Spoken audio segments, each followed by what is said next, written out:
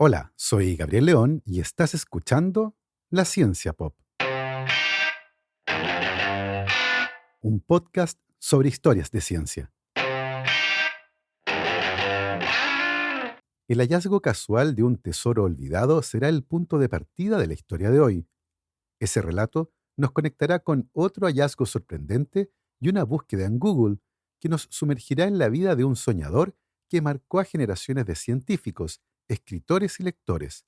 Hoy conoceremos el curioso destino de un hombre que soñaba con llegar a la Luna, pero cuyo final estuvo marcado por la oscuridad y el olvido. Les recuerdo que este proyecto es financiado en un 100% por el aporte voluntario de mis muy queridos patrons. Si quieren apoyar este proyecto, lo pueden hacer en www.patreon.com/lascienciapop y ahí se pueden inscribir para hacer un aporte mensual y apoyar a la producción de este podcast. Como siempre, agradezco el apoyo de mis muy queridos patrons: Paola Oyarzún, el artista Ariel Guerrero, Ronda Butler, Bruno Gisling, Silvana Cartagena y Gabriel Chimino, Andrea Méndez, Guillermo, Sebastián y Celeste Acuña, Edu Arnelo, Mr. Corner, Juan Francisco San Martín, Juan Pablo Cortese, Gail Jewell, Javier Ocaranza, J. Pérez, Matías y Chay, la familia Verdugo Enríquez, Andrés Arias, Martina y Gaspar Fernández, César Antonio Cid, la familia Moya Velázquez, Liliana Guzmán, Jordi Torras, Katia Ramírez, Rolando Cosio, Víctor Bucarey, Julio Serrano, Javiera Castro, Wolfram Gurlich, la familia Gallegos Iturriaga, Maricruz Ormeño, Los Piñones Guísica, Playita Restobar Guanaqueros, Joel Moya, Rodrigo Salas, Luciano Santana, Alecito Enríquez, Tumbo y Aceituno Crisóstomo, Manguito, Daniela Millavil, Carlos Schwarzenberg, Jonathan Ramírez, Claudio Fuentealba, Mark Rolk, Karina y Agustín Valenzuela y Laura Carrasco.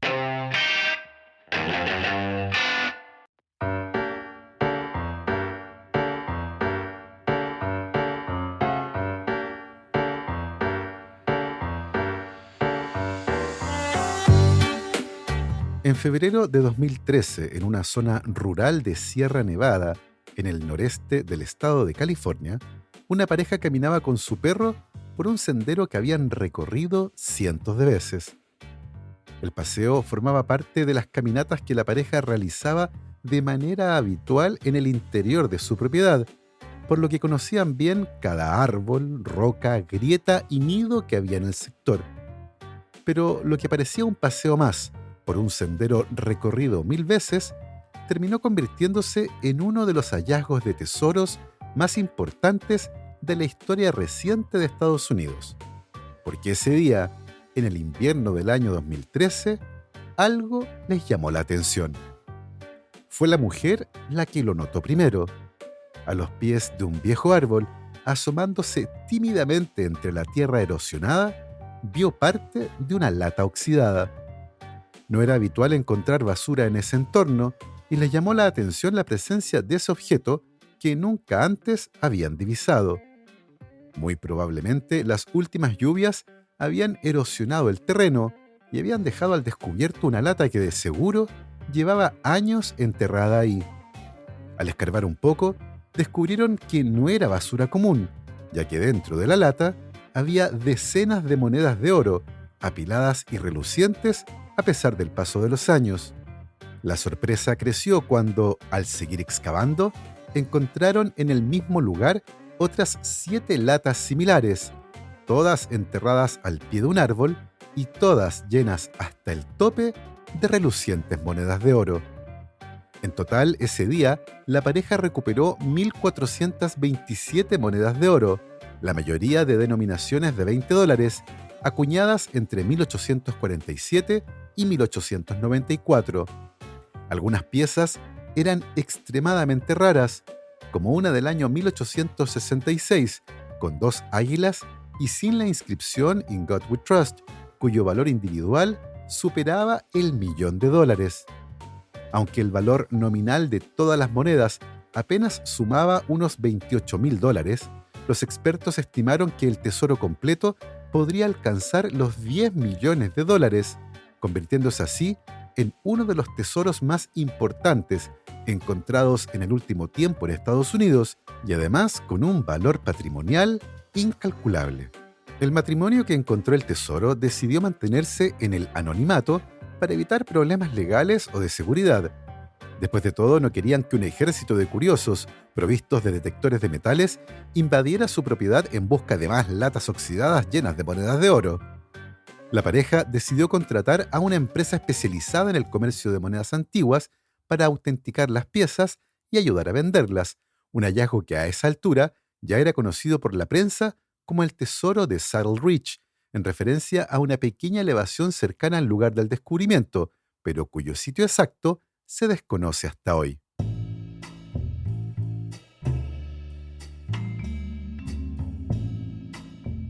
Algunas de las monedas fueron vendidas posteriormente a través de Amazon, en lo que fue una de las mayores transacciones de monedas raras realizadas a través de esa plataforma. La pareja decidió gastar lentamente el dinero derivado del tesoro, donaron algo a caridad de manera anónima y no alteraron su tranquilo estilo de vida. Con respecto al origen de las monedas, eso sigue siendo un total misterio. Las latas no tenían ninguna marca o inscripción y tampoco estaban enterradas junto con algún documento que pudiera identificar al dueño del tesoro. Se especuló que podían estar relacionadas con robos históricos de la época de la fiebre del oro, pero las investigaciones realizadas no lograron vincular el hallazgo con ningún delito conocido. Finalmente, la hipótesis más aceptada es que alguien en algún momento del siglo XIX enterró sus ahorros en ese lugar y nunca volvió para recuperarlos. Más que una simple fortuna, lo que apareció ese día fue un fragmento tangible de la historia estadounidense, rescatado del olvido casi por accidente. Y a veces pasa eso. Un hallazgo no tiene que ver tanto con lo que se encuentra, sino que con la historia que viene de la mano con él. Recientemente apareció otro fragmento de la historia en el corazón de Manhattan, un hallazgo que hoy nos invitará a reflexionar sobre el estrecho vínculo entre la literatura y la ciencia, y cómo los viajes espaciales comenzaron dentro de la cabeza de algunos soñadores que, de cierta forma, anticiparon muchas de las cosas que hoy nos tienen mirando hacia las estrellas.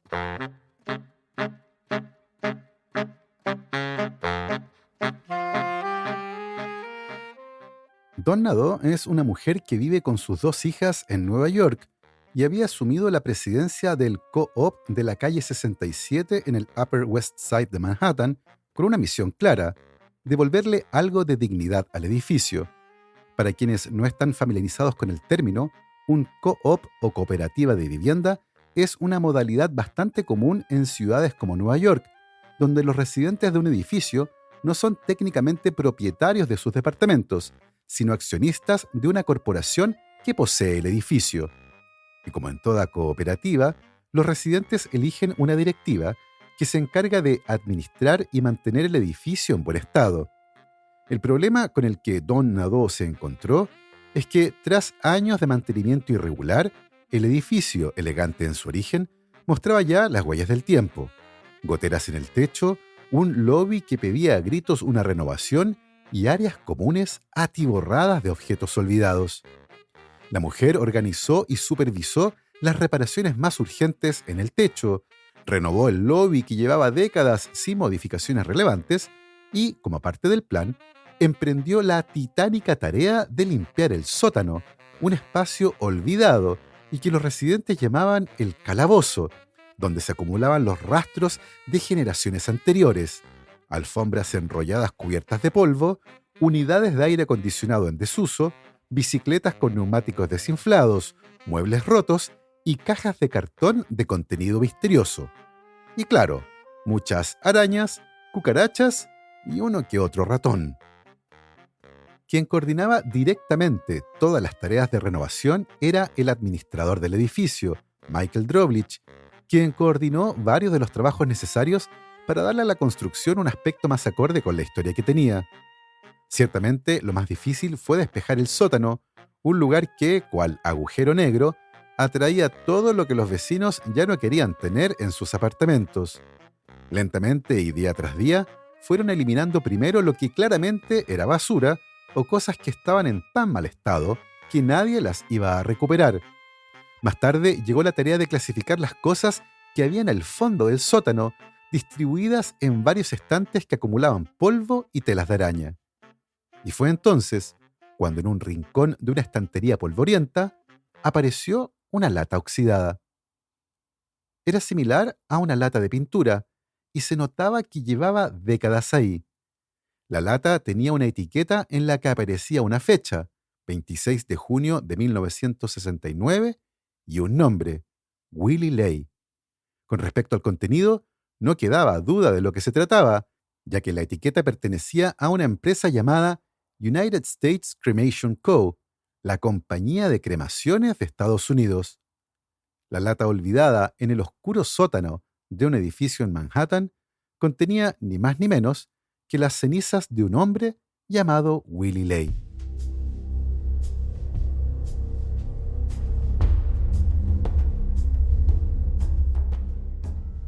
Inmediatamente, el administrador se comunicó con la presidenta del edificio para contarle lo que había encontrado, y las preguntas comenzaron a acumularse.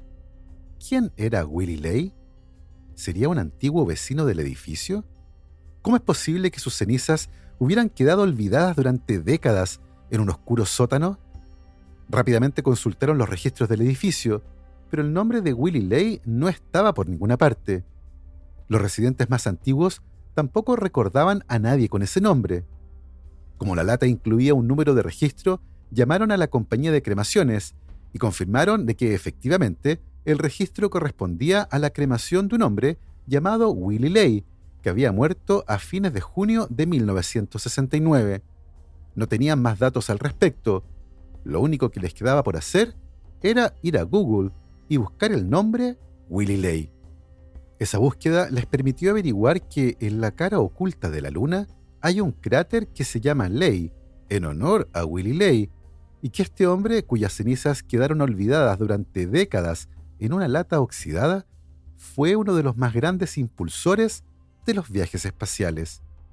Willie Ley no era un vecino olvidado ni un personaje menor, era una de las figuras más importantes en la historia de la exploración espacial, un divulgador incansable, un soñador que, mucho antes de que los astronautas pusieran un pie en la Luna, ya había dedicado su vida a explicar cómo los seres humanos, algún día, lograrían conquistar el espacio con una precisión casi premonitoria.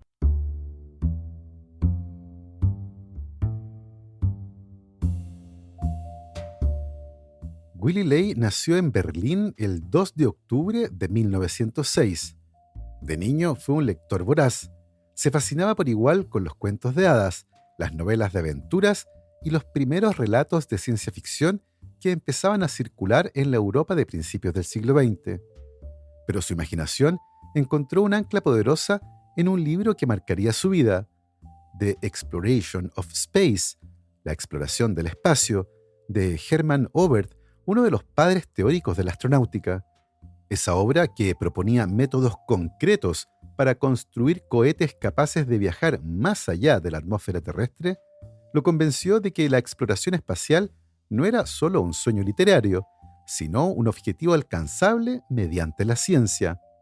Durante su juventud, Willie Ley se unió a la Verein für Raumschifffahrt, la Sociedad para los Viajes Espaciales, un pequeño grupo de pioneros alemanes que experimentaban con cohetes de combustible líquido en las afueras de Berlín. Entre sus compañeros de laboratorio improvisado estaba un joven llamado Wernher von Braun, quien años más tarde lideraría el programa Apolo en Estados Unidos. Ley no era un ingeniero de carrera, pero poseía un talento poco común. Entendía los fundamentos científicos de los cohetes y sabía explicarlos de manera que cualquier persona pudiera soñar con ellos. Era un agitador de la ciencia. Con la llegada del régimen nazi, la situación en Alemania se volvió insostenible para un intelectual como Ley, que rechazaba tanto la ideología como las crecientes presiones para aplicar sus conocimientos al desarrollo militar. En 1935, en uno de los momentos más críticos de su vida, tomó la decisión de emigrar a Estados Unidos, dejando atrás su hogar, sus colegas y gran parte de su biblioteca personal. Ya instalado en Nueva York, Willy Ley se reinventó. Se convirtió en un escritor y divulgador prolífico. Publicó artículos en revistas como Popular Mechanics, Galaxy Science Fiction y Astounding Science Fiction. En sus textos, Ley combinaba un profundo rigor científico con una capacidad casi literaria para transmitir asombro. Describía el futuro de los viajes espaciales, los satélites artificiales, la colonización de otros planetas, y lo hacía en una época en la que todo eso parecía una fantasía inalcanzable. Uno de sus libros más influyentes fue Cohetes, misiles y el viaje espacial, una obra de 1944 en la que presentó al gran público estadounidense las bases teóricas y prácticas de la astronáutica en plena Segunda Guerra Mundial. En un país que apenas comenzaba a pensar en términos de supremacía tecnológica, ese libro fue una chispa temprana que encendió la imaginación, tanto de científicos como de escritores. La influencia de Ley se expandió aún más cuando, a mediados de la década de 1950, Walt Disney lo contrató como asesor científico para una serie de programas de televisión que buscaban educar y fascinar al público sobre la inminente era espacial. El proyecto más famoso de esa época fue Man in Space, El hombre en el espacio, de 1955, un episodio de la serie de Disney que combinaba animación, dramatizaciones y explicaciones científicas sobre la posibilidad real de enviar humanos al espacio. Ley participó en el guión, supervisó los contenidos técnicos y apareció en pantalla explicando conceptos como la gravedad cero, la órbita terrestre y el diseño de naves espaciales. La visión de Willy Ley ayudó a cimentar un cambio cultural profundo. A través de sus libros, sus artículos y su colaboración con Disney, Ley logró algo extraordinario: transformar la exploración espacial de un asunto esotérico reservado a unos pocos ingenieros y visionarios en un tema de conversación popular, en un objetivo nacional y en un sueño colectivo. Su influencia se extendió más allá del ámbito científico. Autores de ciencia ficción como Isaac Asimov, Arthur Clarke y Robert Heinlein, quienes definirían las bases de la edad de oro de la ciencia ficción estadounidense, leyeron y se inspiraron en las obras de Ley. La propia idea de que el futuro podía ser modelado a través de la ciencia, una noción central en la ciencia ficción de mediados del siglo XX, debe mucho a la forma en que divulgadores como Ley enseñaron a pensar en la tecnología como una extensión natural del ingenio humano. En el fondo, el legado de Willy Ley no está solo en los libros que escribió o los programas que asesoró, sino en algo más grande, en haber sembrado en millones de personas la convicción de que el espacio no era un límite infranqueable, sino un destino natural. Y mientras Estados Unidos comenzaba a lanzar sus primeros satélites y soñaba con enviar humanos a la Luna, un nuevo universo florecía en las estanterías de las librerías. Historias que mezclaban ciencia y ficción, relatos que exploraban futuros posibles, mundos que nacieron en parte gracias a los puentes que soñadores como Willy Ley habían tendido entre la ciencia y la imaginación. Para mediados del siglo XX, el escenario cultural estadounidense había cambiado de manera profunda. La ciencia había dejado de ser un territorio lejano, reservado solo para el laboratorio. Ahora formaba parte de los sueños cotidianos. Los niños construían cohetes de juguete, los periódicos publicaban noticias sobre satélites artificiales y las familias enteras se reunían frente al televisor para ver documentales sobre el futuro en el espacio. Pero este cruce entre imaginación y ciencia no era del todo nuevo. Ya a comienzos del siglo XIX, Mary Shelley había escrito Frankenstein, una novela que no solo exploraba los límites éticos de la ciencia, sino que inauguraba una manera de pensar el futuro científico como material narrativo, el nacimiento de la ciencia ficción.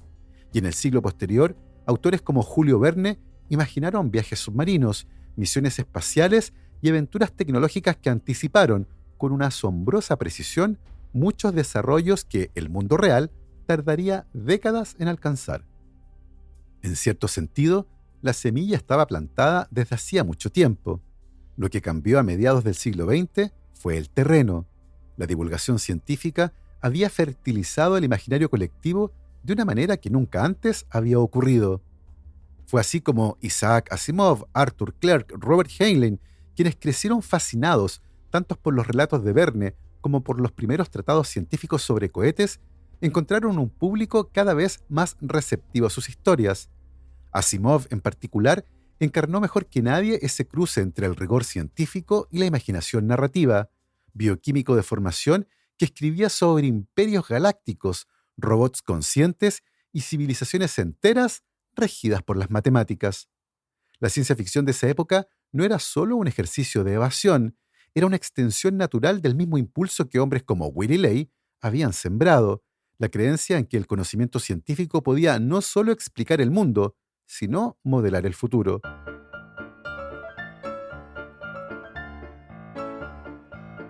Mientras la NASA daba sus primeros pasos formales y mientras se discutía sobre satélites y sondas espaciales, las librerías se llenaban de relatos que especulaban sobre viajes interestelares, colonias en Marte y contactos con otras formas de vida. La frontera entre lo posible y lo imaginado se volvió porosa, y fue justamente esa tensión entre ciencia ficción la que hizo que la literatura de ciencia ficción se convirtiera en un fenómeno cultural. Sus historias no parecían fantasías imposibles, sino extensiones lógicas de los descubrimientos que cada día avanzaban un poco más. Y si bien Willy Ley no fue un escritor de ciencia ficción en el sentido estricto, fue uno de los arquitectos silenciosos de ese auge. Su forma de explicar los viajes espaciales, sus diagramas de estaciones orbitales, sus cálculos sobre el diseño de cohetes, sirvieron de inspiración y marco técnico para decenas de escritores que luego poblaron las galaxias de la literatura. La exploración del espacio, que para generaciones anteriores había sido un reino exclusivo de la fantasía, se transformó en un proyecto colectivo, en una narrativa cultural poderosa, en un anhelo compartido que mezclaba ciencia, imaginación y esperanza. Y todo eso en parte fue posible porque un puñado de personas, divulgadores, científicos, escritores y soñadores, insistieron en mirar hacia arriba y preguntarse, ¿por qué no? La ciencia de los cohetes, que durante tanto tiempo había habitado los márgenes de la ciencia respetable, empezó a materializarse en máquinas reales a mediados del siglo XX. Los primeros diseños funcionales se basaron en principios que Willy Ley y otros pioneros habían descrito años antes en libros, revistas y conferencias. El uso de combustibles líquidos, la importancia de las etapas múltiples para escapar de la gravedad terrestre, la necesidad de perfeccionar los sistemas de guiado y control. El cohete B-2, desarrollado en la Alemania nazi durante la Segunda Guerra Mundial, fue el primer cohete de gran escala que aplicó muchos de estos conceptos. Aunque su propósito bélico fue devastador, su tecnología marcaría el inicio práctico de la era espacial. Después de la guerra, tanto Estados Unidos como la Unión Soviética reclutaron a ingenieros alemanes, entre ellos Werner von Braun, antiguo compañero de Ley en Berlín, para adaptar esos avances a fines pacíficos y de exploración. En ese proceso, las ideas que Willy Ley había promovido durante décadas dejaron de ser teorías de papel para convertirse en parte de los proyectos reales que, en pocos años, empezarían a alcanzar la atmósfera y más allá. Pero claro, antes de enviar humanos al espacio, había que responder una pregunta fundamental. ¿Podría un ser vivo sobrevivir al viaje? La carrera por responder esa pregunta llevó a los primeros vuelos con animales, que mezclaban la ciencia, la ingeniería y, en muchos casos, una ética que hoy nos resulta incómoda. En 1947, Estados Unidos lanzó las primeras moscas al espacio a bordo de un cohete B-2 modificado. Le siguieron ratones, monos y otros pequeños mamíferos, muchos de los cuales no lograron sobrevivir el viaje. En América Latina hubo también intentos notables. Argentina, en la década de 1960, desarrolló su propio programa experimental y lanzó un ratón blanco llamado Belisario a bordo de un cohete Yarará. Aunque el vuelo fue exitoso en términos técnicos, no está del todo claro si el pequeño cohete logró alcanzar los 100 kilómetros de altitud, que, según la definición más aceptada, marcan oficialmente el inicio del espacio exterior. Aún así, el intento fue emblemático. Mostraba que el sueño de la exploración espacial no era propiedad exclusiva de las superpotencias, pero quienes marcaron un hito definitivo fueron los soviéticos. En 1957, la Unión Soviética lanzó a la perra Laika a bordo del Sputnik 2. Aunque Laika no sobrevivió al viaje, Su misión fue la primera en demostrar que un mamífero de tamaño mediano podía soportar el lanzamiento y la microgravedad, al menos durante unas horas.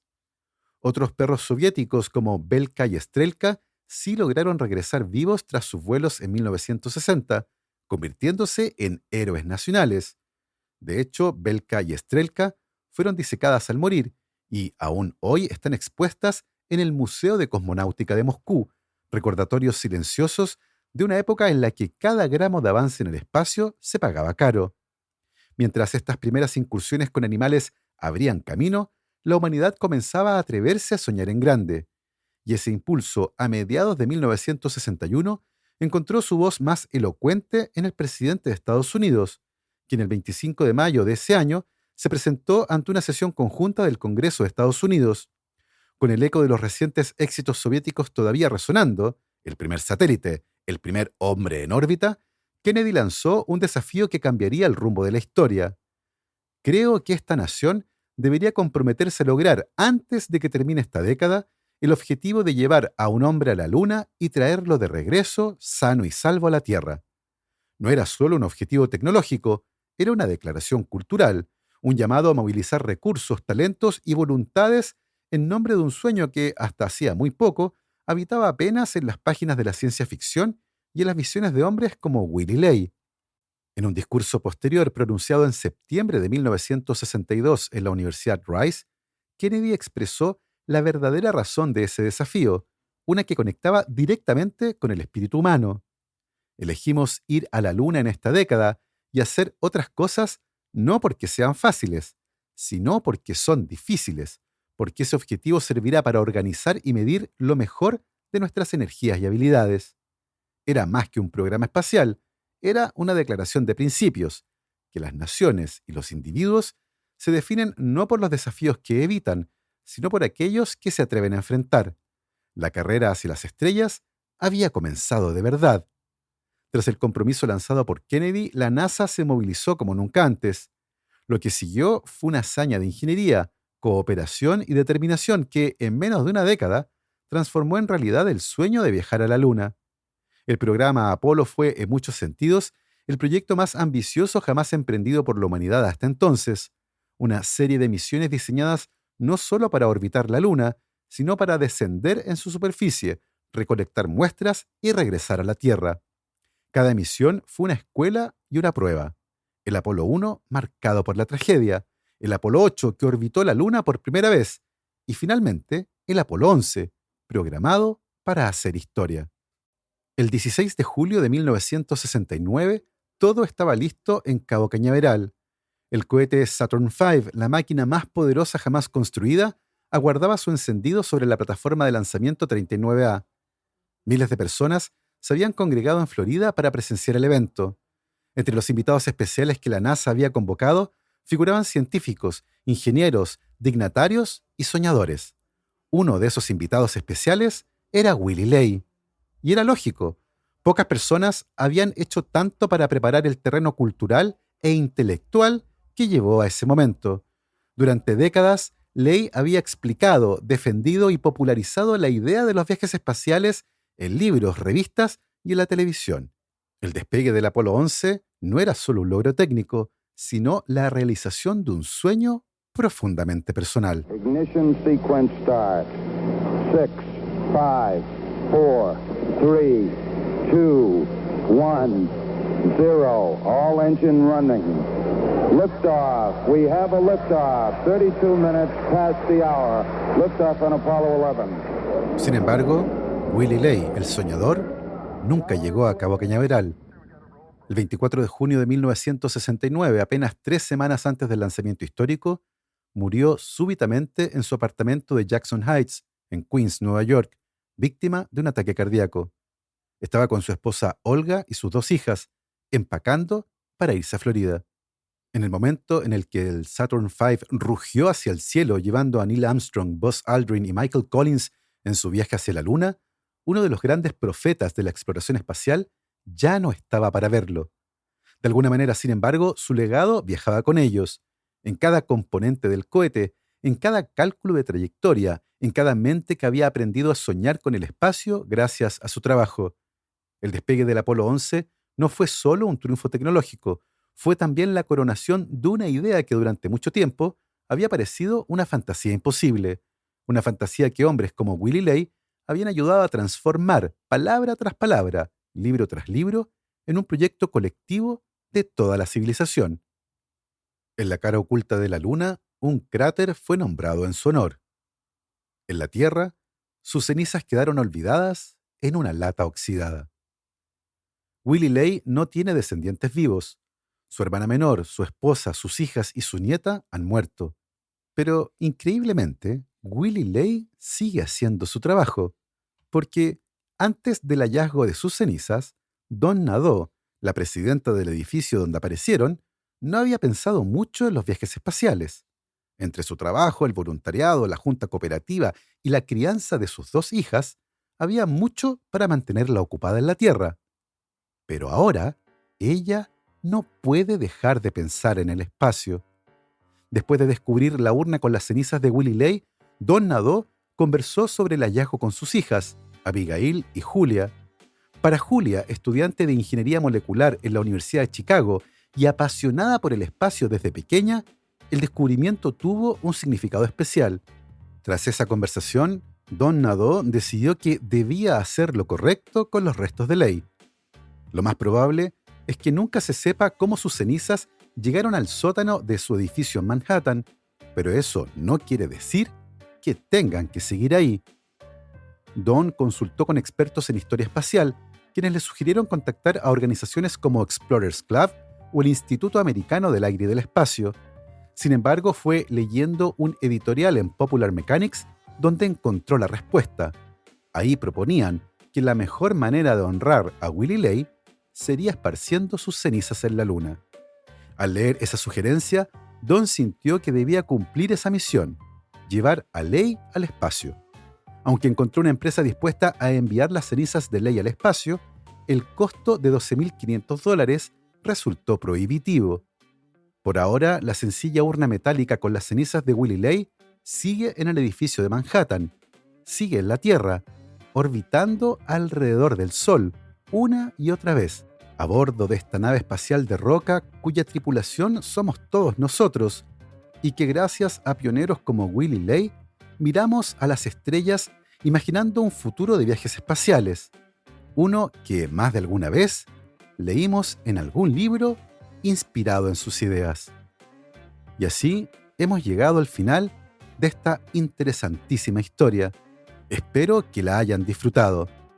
Yo me despido, como siempre, agradeciendo el apoyo incondicional de mis muy queridos Patreons: Cristiano Teiza, Alberto Montt y Laura, Germaín Araya, Ana Lucía Luna, Simón Castillo Riedemann, Luciano Cisterna, Ricardo Yáñez, Cristian Fraser, la familia Helfman von de Sauer, Giuseppe Carufo, David Pelao Pérez, Michelle Baró, Pablo y Milesita Villalobos, José Tanús, Pedro Castillo, José Luis Ulloa, Luz María Hernández, Marcela Martínez, Cristóbal Orellana, Diego Riquelme, Mauricio Silva, la familia Yuri Martínez, Claudio Oyarzo y Toña, Cirilo, Fede y Pola, la familia Calanqueirolo, Alejandra Díaz, Fernando Araya, la familia de la Cruz Morales, Cosca y Banya, la familia Fuentes Schonfeld, la familia Tíez Ríos, Beatriz Geldres, Juan Catipillán, Paula Lagos, Sandra Marras, Giovanni Rosales, Olivia Artigas, Sergio Yuri Espinosa,